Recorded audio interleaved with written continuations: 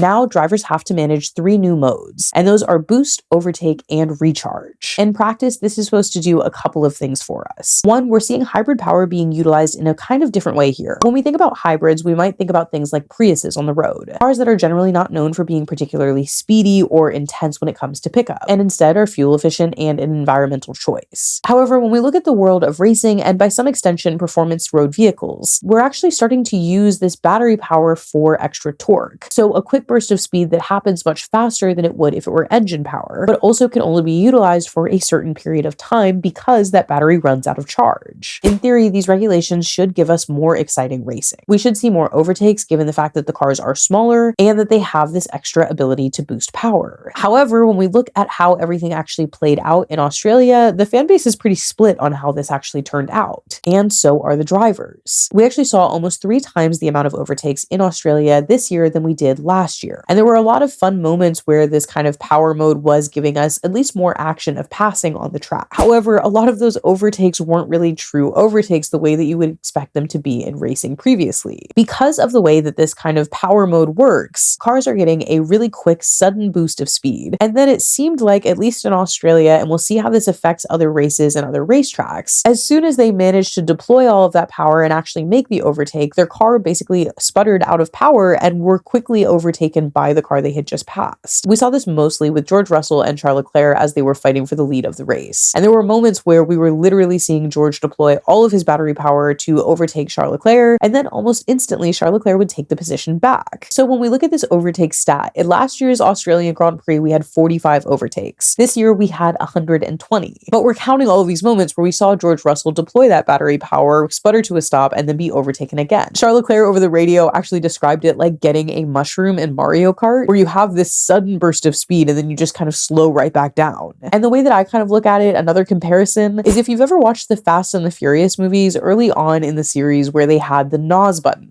They would press this button on their steering wheel and they would get this massive boost of energy for a very short period of time. And that worked really well in the world of Fast and the Furious because they were drag racing. If you know anything about the Fast and the Furious movies, you know that they take life a quarter mile at a time. And for short racing bursts, a sudden burst of speed like you would get in a Mario Kart mushroom or in a NOS boost in Fast and Furious is really helpful, exciting, and gets you across the finish line faster. However, I'm not sure how great it is when we're deploying it in a racing series like Formula 1. Something I would be curious about is if we were to look at these overtakes and see how long the position actually was held for when the overtake happened. Because it does feel like a lot of those overtakes were maintained for a very, very short period of time before the position was also handed right back.